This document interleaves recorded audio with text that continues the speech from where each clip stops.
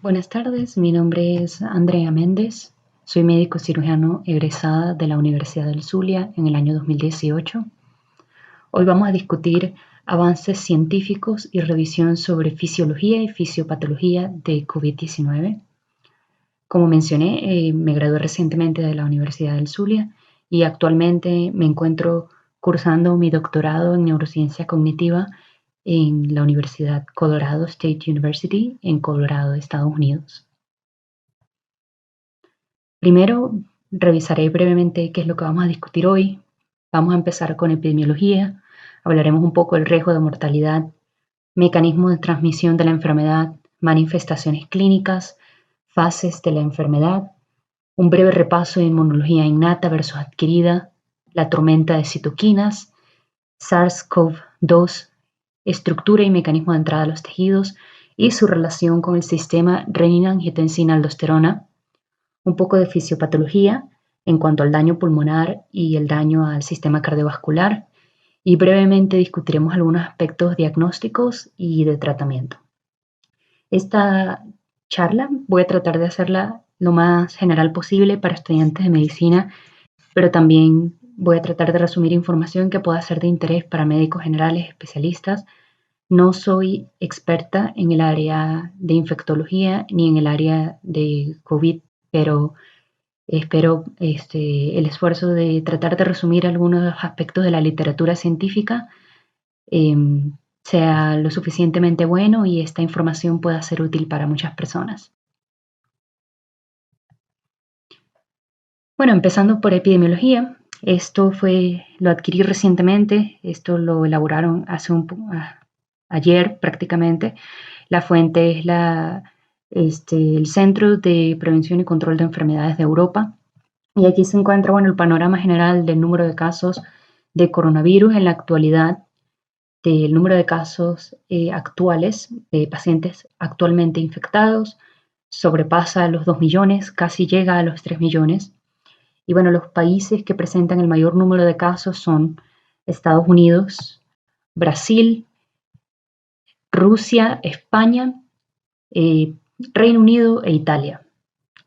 Sin embargo, del número de casos de pacientes infectados, alrededor de un 98% se encuentran en condiciones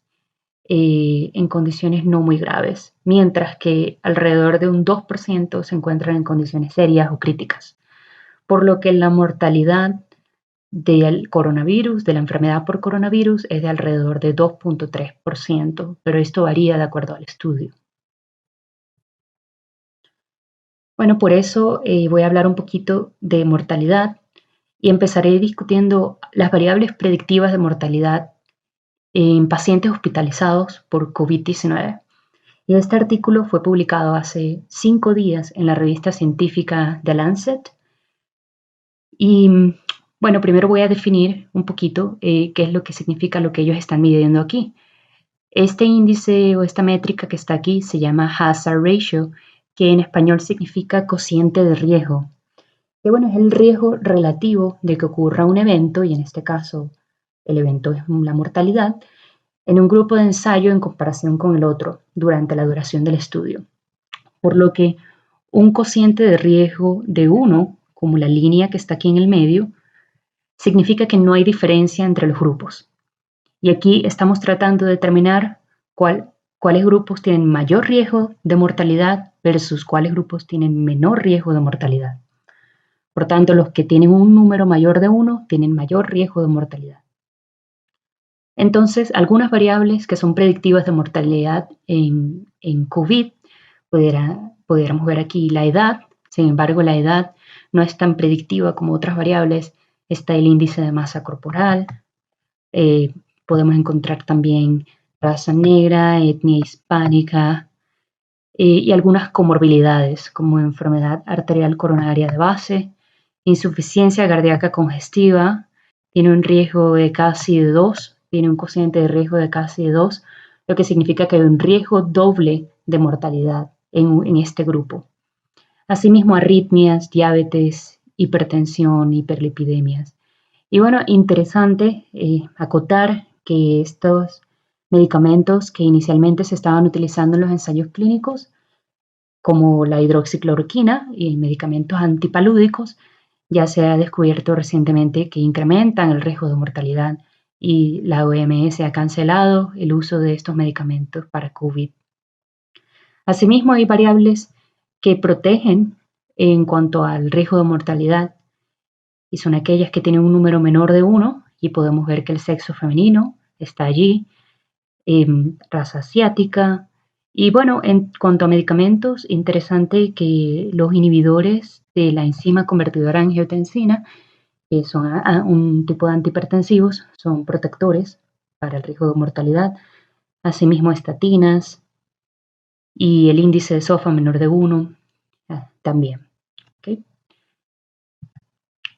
Bueno, vamos a pasar ahora al tema del mecanismo de transmisión de la enfermedad, mecanismo de transmisión humano-humano.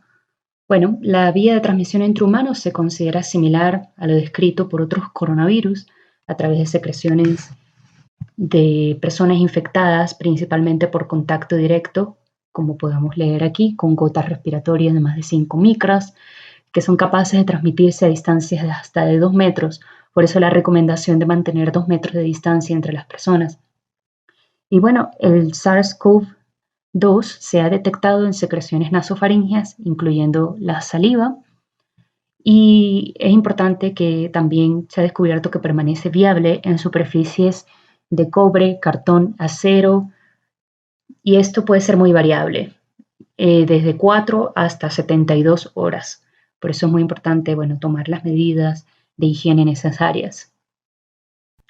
Ahora, para hablar un poco de la presentación clínica, comenzaré resumiendo los síntomas más comunes. Entre estos están fiebre, tos seca, fatiga, anorexia, ya en menor proporción, dificultad para respirar, producción de esputo y mialgias o dolores musculares. Y bueno, estas proporciones también varían porque dependen del estudio. Sin embargo, los informes iniciales de China demostraron que la mayoría significativa de los pacientes, entre alrededor de un 80%, en realidad presentan síntomas leves, sin neumonía o una neumonía leve de COVID-19. Y ya personas con síntomas más significativos presentan algunos síntomas respiratorios más graves, entre esto, bueno, disnea, frecuencia respiratoria elevada, saturación de oxígeno en sangre menor de 93, etc. Y bueno, es interesante acotar que algunos pacientes presentan síntomas neurológicos que ocurren al principio del curso de la enfermedad e incluso se manifiestan antes de los síntomas respiratorios. Es decir, los síntomas neurológicos pueden preceder a la fiebre y la tos. Y entre estos hay síntomas inespecíficos como mareos, dolor de cabeza y ya síntomas más específicos como lesiones musculares, deterioro de conciencia, también hay riesgo aumentado de ictus y también han reportado que se puede presentar pérdida del gusto y del olfato. Ahora vamos a hablar un poco de la expresión clínica de la infección por SARS-CoV.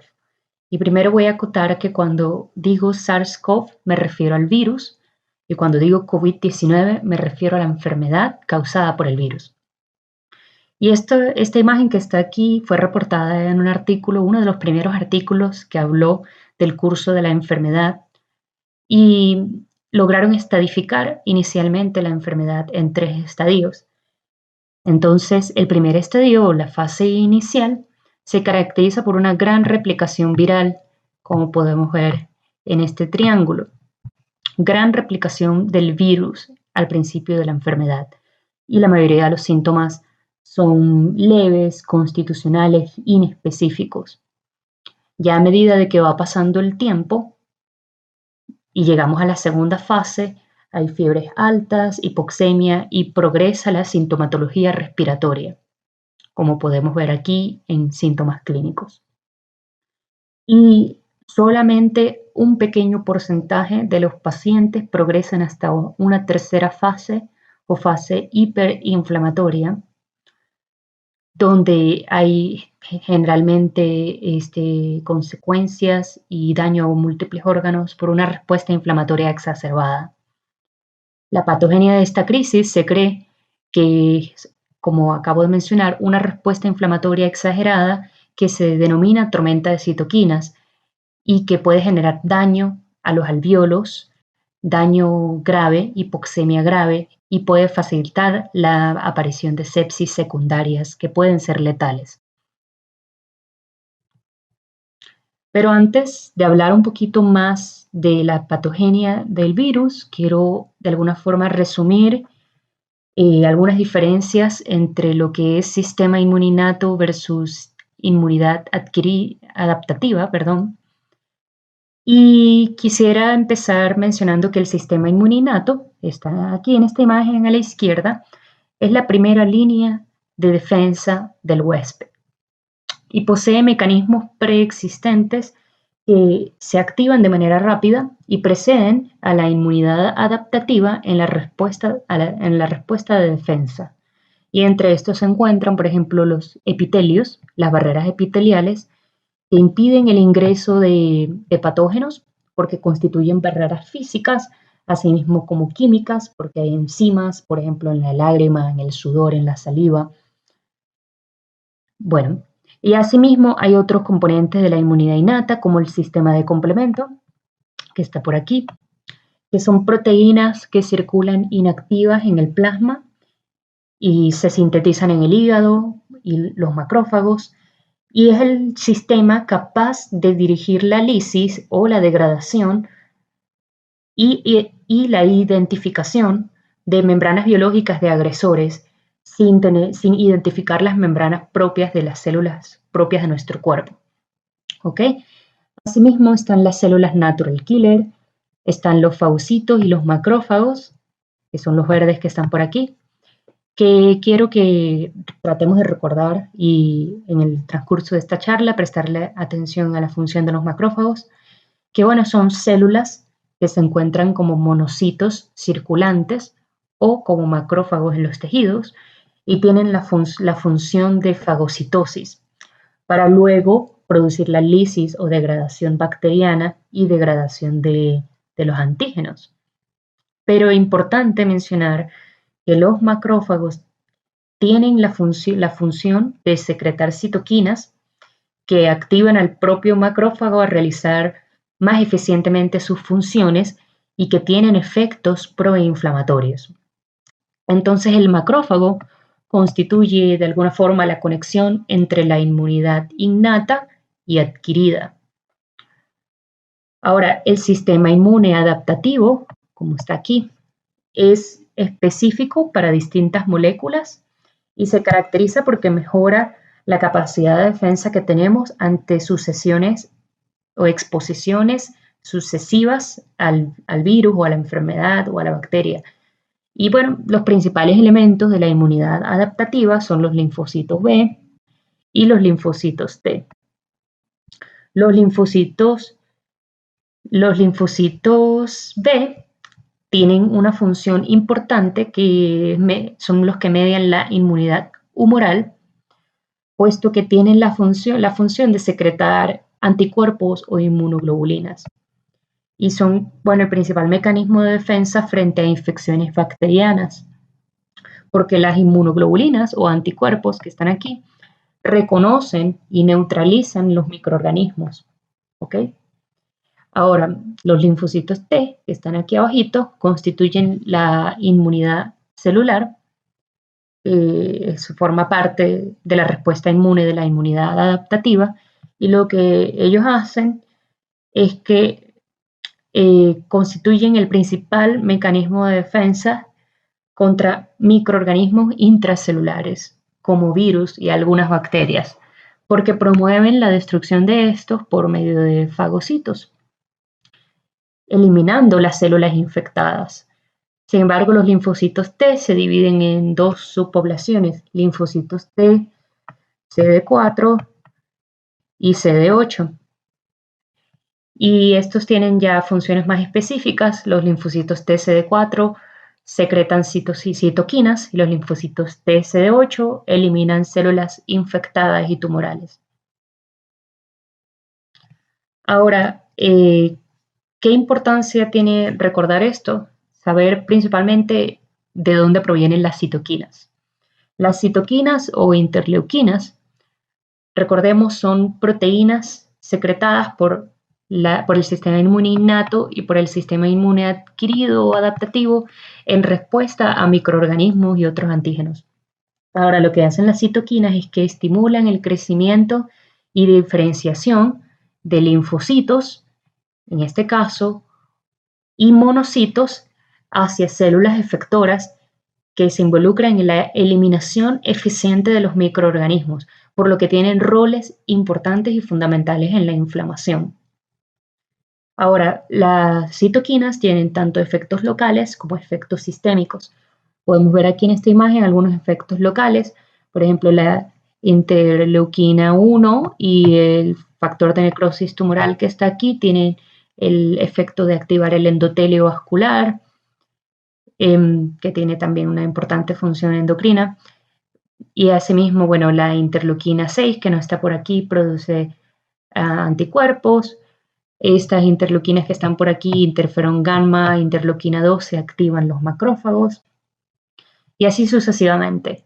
Pero también las interleuquinas o citoquinas tienen efectos sistémicos, como la interleuquina 1, la interleuquina 6, que conllevan a la fiebre y ya en fases avanzadas o severas de la enfermedad, el factor de necrosis tumoral también es un mediador de lo que puede llevar a shock séptico, por ejemplo.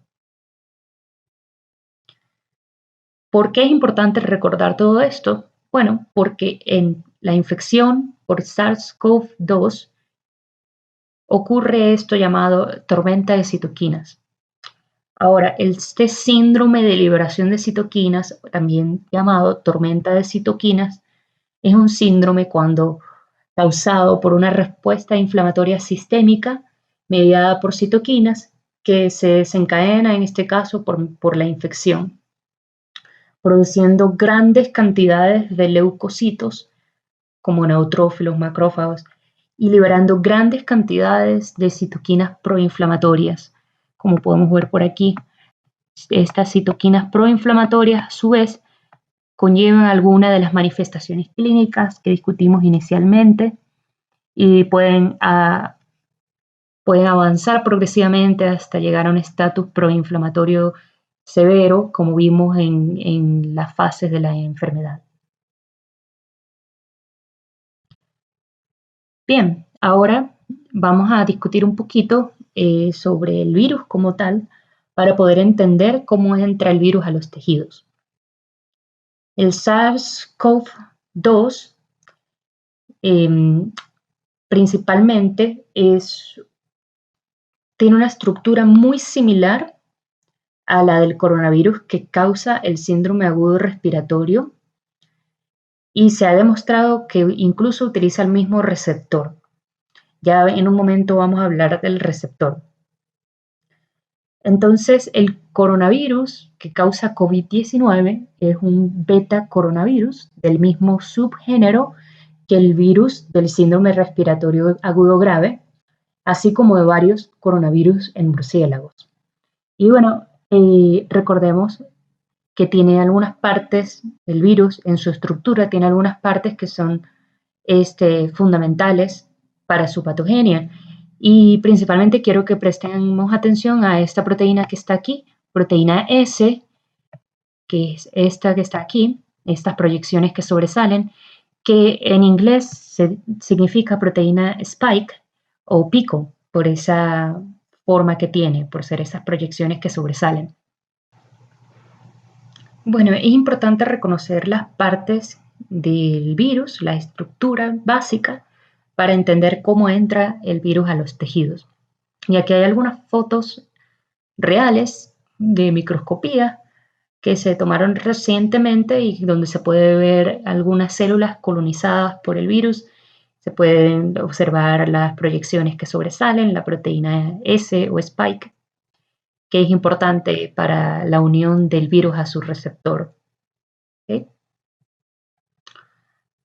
Entonces, ¿cómo entra el virus a los tejidos? El SARS-CoV-2 penetra en las células empleando como receptor a la enzima convertidora de angiotensina 2, que está por aquí, que es ACE2 por sus siglas en inglés. Entonces, la enzima convertidora de angiotensina 2 está presente fundamentalmente en el riñón, en los pulmones y el corazón, pero como podemos ver en esta imagen, también está presente en muchas otras partes, en múltiples órganos, múltiples células. Pero es importante, bueno, reconocer que para la enfermedad causada por el coronavirus, las principales células target o objetivos son estas células epiteliales basales que contienen la mayor abundancia de receptores de enzima convertidora de angiotensina 2. Y entre estas están los neumocitos tipo 2, que se encuentran en el pulmón, los enterocitos absorbentes dentro del intestino y las células secretoras de Goblet de la mucosa nasal. Y bueno, vamos a repasar brevemente un poquito de fisiología para continuar entendiendo el efecto que causa el virus. Ahora, esto es una especie de resumen del sistema renina-angiotensina-aldosterona. Este sistema renina-angiotensina-aldosterona es una cascada hormonal que se inicia a través de la síntesis de renina que se produce en el aparato yuxtaglomerular del riñón, principalmente.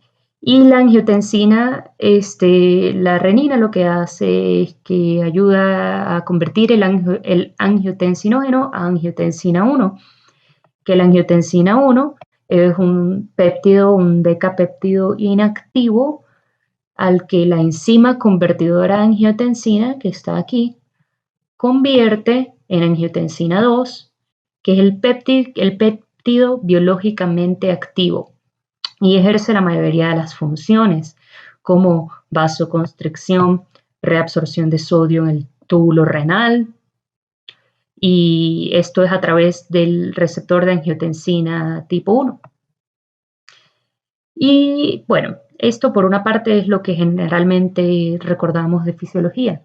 Sin embargo, es importante acotar para entender lo que pasa con la enfermedad de coronavirus, que hay otra enzima, que es la enzima convertidora de angiotensina 2, que es una enzima contrarreguladora, que lo que hace es que degrada la angiotensina 2 a angiotensina 1 a 7, que tienen otras funciones contrarreguladoras, que lo que hacen es que atenúan los efectos que causa la angiotensina 2, es decir, favorece la vasodilatación, tiene efectos antiinflamatorios, antifibrosis, de alguna forma contrarregula la acción de la angiotensina 2, por lo que se considera que la presencia de enzima convertidora de angiotensina 2 tiene de alguna forma función protectora. Entonces, ¿qué pasa con el virus? El virus SARS-CoV-2 penetra en la célula empleando la enzima convertidora de angiotensina 2. Entonces utiliza su proteína spike en su estructura o proteína pico para unirse al receptor de angiotensina 2 y entrar a las células. Por lo que en cierta forma disminuye el efecto protector que tiene la enzima convertidora de angiotensina 2 y aumenta los efectos dañinos que tiene la angiotensina 2 en exceso. De alguna forma, entonces, el virus SARS-CoV-2 abusa o explota la respuesta protectora del tejido que está mediada por la enzima convertidora de angiotensina 2 para poder tener más mecanismos de entrada a la célula. Voy a mostrar ahora una imagen un poquito más compleja, pero la vamos a ir desglosando. Ahora, esta es otra imagen de los mecanismos por los cuales esto ocurre. Entonces, aquí está el virus. La unión de la proteína pico, recordemos la proteína pico o spike, facilita la unión de la proteína pico a este receptor, facilita la entrada del virus en las células epiteliales alveolares pulmonares, por ejemplo, donde se expresa altamente. Recordemos que al principio mencionamos que este receptor se expresa altamente en los pulmones, en los neumocitos tipo 2, sobre todo. Ok, entonces la unión de la proteína pico al receptor de angiotensina 2 facilita la entrada a las células epiteliales, donde se expresa altamente a través de procesos complejos que involucran esta proteína que está aquí, la proteína transmembrana asociada a la superficie de serina, que es esto lo que significa. Ella ayuda permite de alguna forma los mecanismos de entrada del virus. Entonces, una vez entra el virus a la célula, la protección cardiovascular mediada por la enzima convertidora de angiotensina 2 se pierde. Se pierde después de la endocitosis de la enzima junto con las partículas virales de COVID y los niveles de angiotensina 2, por lo tanto, se elevan. Al elevarse los niveles de angiotensina 2 se producen estos efectos dañinos que llevan a fibrosis, hipertrofia, aumento de las especies de oxígeno reactivas, vasoconstricción, etc. Pero también ocurre otra cosa, que las proteínas pico del virus, una vez endocitado, estimulan la actividad de este personaje que está aquí, ADAM17, una enzima, que esta enzima estimula la liberación de factor de necrosis tumoral. Y el factor de necrosis tumoral, junto con otras citoquinas que están por aquí, de alguna forma estimulan la liberación de más citoquinas sistémicas, y debido a la infección del coronavirus y en combinación con las comorbilidades asociadas, se puede producir una tormenta de citoquinas en un estado proinflamatorio severo. Entonces, ¿qué pasa en los pulmones? Recordemos que para la mayoría de los pacientes que están infectados por el virus SARS-CoV-2, los síntomas son típicamente leves a moderados y la mayoría de los síntomas están restringidos al sistema respiratorio superior. Sin embargo, en casos más graves, los pacientes pueden desarrollar algo llamado síndrome de dificultad respiratoria aguda, que es lo que significa el SARS. ¿Ok?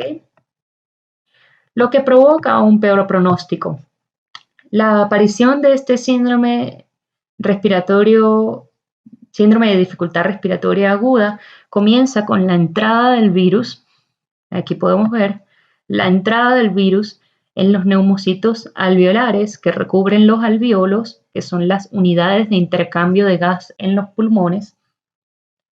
Y bueno, recordemos que el alvéolo se asemeja a una estructura, tiene una estructura similar a un globo que facilita el intercambio de gas en los pulmones. Sin embargo, una vez el virus impregna este saco que está aquí, las células eventualmente experimentan apoptosis o muerte celular y desencadenan la muerte celular en esta unidad alveolar. Y este proceso conduce a algo llamado daño alveolar difuso, que hiere los capilares pulmonares, que como está aquí, hiere los capilares pulmonares que suministran oxígeno al resto del cuerpo, así como otras estructuras en los alvéolos.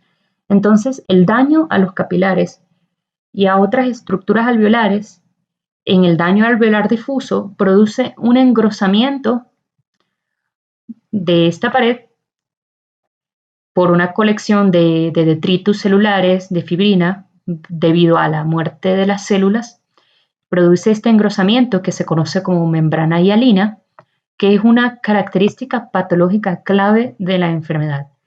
Entonces, el engrosamiento de la pared alveolar impide la difusión de oxígeno en los capilares. Entonces, el oxígeno no puede pasar para acá, lo que hace muy difícil que los pacientes respiren. Y se cree que este proceso es la base subyacente del desarrollo del síndrome de dificultad respiratoria aguda en pacientes con COVID-19. ¿Qué pasa en los pulmones? También estoy mostrando aquí algún resumen de las valoraciones de hallazgos macroscópicos por patología y algunos hallazgos histológicos en 10 pacientes con COVID-19. En esta evaluación post-mortem se logró confirmar que el daño alveolar difuso agudo y la persistencia del virus de SARS-CoV-2 en el tracto respiratorio son los hallazgos histopatológicos predominantes que constituyen incluso la principal causa de muerte en pacientes. Entonces, el mayor hallazgo histológico es el daño alveolar difuso, como está demostrado aquí. El daño alveolar difuso está en esta imagen. Y este daño se suele detectar en todos los lóbulos, pero parece estar distribuido de manera desigual y pronunciada en los campos pulmonares medios e inferiores, como están aquí en la imagen A y B. Y además del daño alveolar difuso, también podemos ver aquí en la imagen D la formación de la membrana hialina, este engrosamiento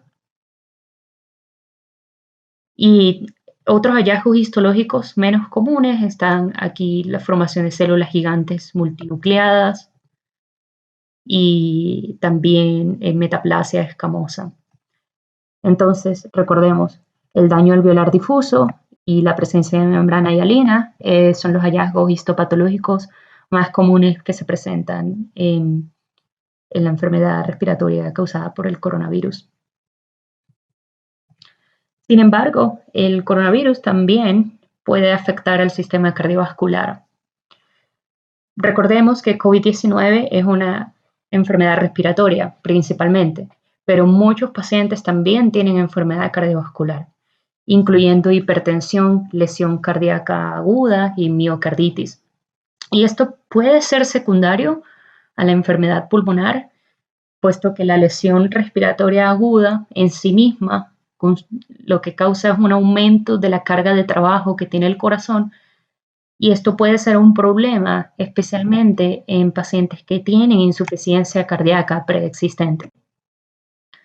Pero también el SARS-CoV, por causar esta inflamación sistémica de la que ya hablamos y la sobreactivación de las células inmunes que conduce a la tormenta de citoquinas, como está aquí, resulta asimismo en una elevación de citoquinas como IL-6, 7 y IL-22 y es posible que las células T activadas, como está aquí, y los macrófagos puedan infiltrarse en el miocardio infectado y desarrollen entonces miocarditis fulminante y daño cardíaco. Asimismo, las células endoteliales, que también tienen receptores a los que el coronavirus se puede unir, pueden afectarse y se puede producir disfunción del endotelio vascular y esta disfunción de los pequeños vasos también puede conllevar a más problemas. Entonces, ¿cuáles son los posibles mecanismos por los cuales el coronavirus puede causar daño al sistema cardiovascular? Bueno, puede producir daño por una disminución de la entrega de oxígeno al miocardio, entonces puede ser mediado de repente por hipoxemia, así como los efectos hemodinámicos de la sepsis, que hay aumento de la demanda de oxígeno en múltiples órganos, incluso el miocardio. También la tormenta de citoquinas puede ser un mediador, asimismo como daño directo del virus por medio de unión al receptor a la enzima convertidora de angiotensina 2. Asimismo, bueno, incluso la coagulación intravascular diseminada también puede producir mecanismos. Entonces, este desajuste de la oferta y demanda de oxígeno puede incluso conducir a isquemia miocárdica sostenida, sobre todo en pacientes que tienen enfermedad coronaria subyacente, que ya tienen enfermedad coronaria. Por eso recordemos que al principio hablamos de las variables predictivas de mortalidad y las enfermedades cardiovasculares estaban en el top, y entonces de alguna forma estas personas o estos pacientes que ya tienen una enfermedad coronaria o enfermedad cardíaca de base son los que sufren más de la enfermedad por coronavirus. Sin embargo, bueno, la lesión del miocardio por la infección por el SARS-CoV también puede estar mediada por mecanismos no isquémicos como miocarditis aguda, fulminante y hasta miocardiopatía inducida por estrés. Al mismo tiempo, recordemos, aquí no está, pero debería agregarse que la infección por coronavirus también puede desenvolver un daño endotelial, y esta disfunción endotelial, este daño al endotelio vascular también aumenta el riesgo de otras enfermedades. Incluso hay mayor riesgo de tromboembolismo venoso porque también se produce por medio de todos estos mecanismos un estado de hipercoagulación. Entonces, en estos pacientes que tienen un estado hipercoagulable e inflamación activa, están de alguna forma propensos a desarrollar coagulación intravascular diseminada. Entonces, para cerrar, solamente quiero mencionar algunos puntos importantes respecto a diagnóstico y tratamiento. Y como no es la base, el propósito de esta charla, simplemente voy a resumir algunos puntos. Que las pruebas dirigidas para COVID-19 incluyen prueba de amplificación de ácido nucleico, prueba de anticuerpos séricos o serología. Y la primera que se realiza es la reacción en cadena de polimerasa de transcripción inversa. Y esta prueba no es perfecta. En 11 a un 29% de los pacientes pueden dar negativo a pesar de tener la enfermedad, pueden tener falsos negativos. Las pruebas de sangre o serológicas buscan la respuesta inmunitaria del huésped al virus mediante la identificación de anticuerpos como IgM e IgG, pero todavía no se sabe si la presencia de estos anticuerpos confiere o no inmunidad a la reincidencia, y esto sigue en investigación. Y bueno, en cuanto a diagnóstico, la tomografía computarizada de tórax ha sido muy importante en el estudio del coronavirus porque, bueno, presentan unos hallazgos muy interesantes. En la mayoría de los pacientes se presenta este hallazgo que está aquí en la figura número 1A, que son estas opacidades que se conocen como opacidad en vidrio esmerilado. Y hay márgenes mal definidos, engrosamiento septal interlobular. También se pueden ver otros hallazgos, como por aquí broncograma aéreo. Entonces, los hallazgos más importantes que se encuentran en la tomografía computarizada de tórax son opacidades en vidrio esmerilado con márgenes mal definidos, engrosamiento septal interlobular, broncograma aéreo, engrosamiento de la pleura, como está por aquí, subyacente, y ya en menos frecuencia derrame pleural, linfadenopatías. Es importante que los hallazgos anormales de la tomografía pueden estar presentes incluso en pacientes asintomáticos, y que estas lesiones pueden evolucionar rápidamente hacia un patrón de predominio o consolidación de opacidad de vidrio esmerilado dentro de 1 a 3 semanas después del inicio de los síntomas. Entonces hay que prestar atención y hay que estar atentos, porque así un paciente asintomático aún puede estar presentando estos hallazgos. Ahora, en cuanto a tratamiento, algunos puntos generales también, que la fiebre se maneja con antipiréticos.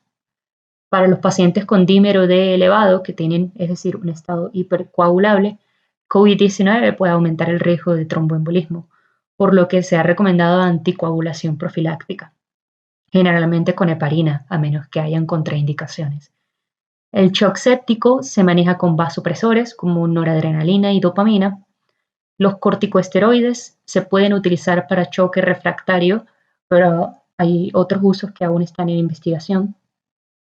Se tienen que evitar medicamentos que potencialmente pueden ser nefrotóxicos, como los AINES, el aciclovir, antibióticos aminoglucósidos, porque los pacientes con COVID también tienen un alto riesgo de desarrollar lesión renal aguda.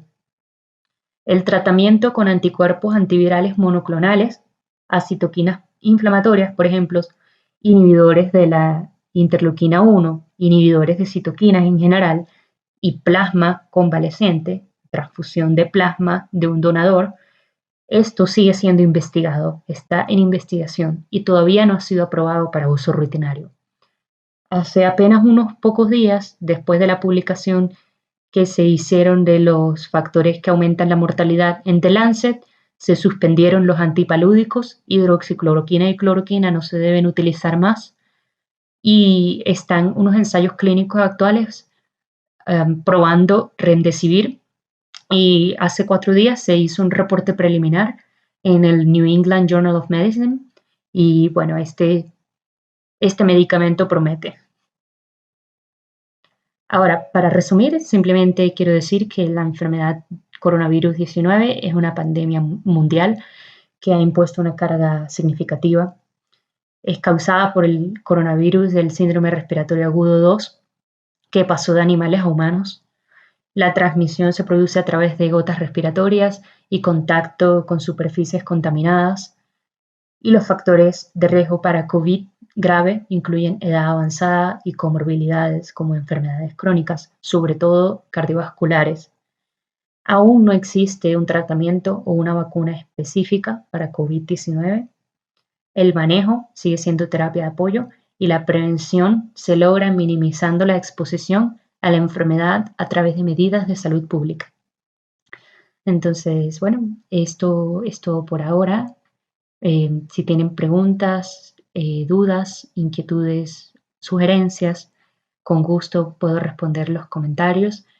Para mí ha sido un gusto poder preparar esta pequeña charla sencilla. No soy experta en el tema, pero espero que esta pueda ser información útil para muchas personas. Entonces, bueno, muchísimas gracias a todos por su atención.